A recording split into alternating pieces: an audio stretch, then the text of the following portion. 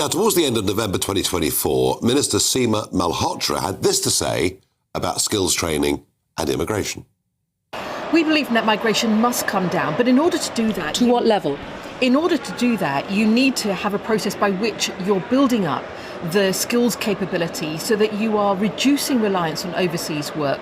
That's why we're working across government with Skills England, with the Department for Business and Trade, with DWP, because we know you need to have a plan by which you're building the evidence and tackling the causes of net migration.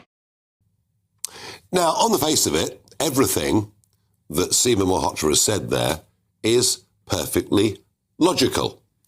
But let's have a look at this graph from the Migration Observatory in Oxford, and it is absolutely astonishing.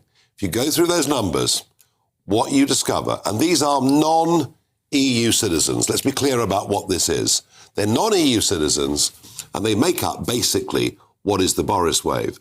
Now, there are people, of course, that have come in during that period for humanitarian reasons. That could be people from Hong Kong or Ukraine or places like that. Family reunions is a big chunk. Asylum is another chunk. Students and dependents of students or assistants of students makes up another big chunk. Here's the extraordinary thing.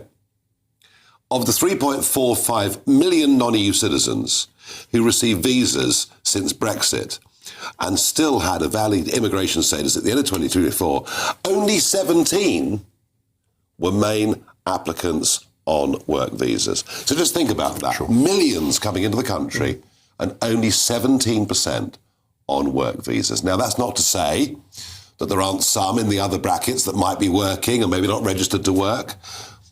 But it does rather blow a hole in the logic of the argument. And as I say, on the face of it, Nick, I agree with Seema Malhotra. We should be skilling up. We shouldn't be relying entirely on immigration to plug skills gaps in our countries.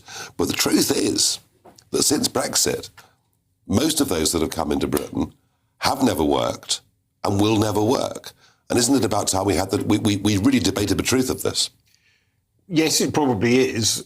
In my view, we were better off when we were having workers coming in from Europe, because they would come in and go home and come in and go home. They could go home for the weekend for 30 quid from Stansted. The problem when you get people from further afield is that they come and they stay, and then in the fullness of time they want to bring relatives with them. And they're not workers. I mean, you're right. The Poles, the Lithuanians, most of them that came in the early waves did work. Yes. Now, we could argue about rents, we could argue about minimum wage being driven. Well, it was the wage suppression, certainly in my constituency. And that's true, but they did work. Yes. They did work, and I completely get that point. So the problem here is, of course,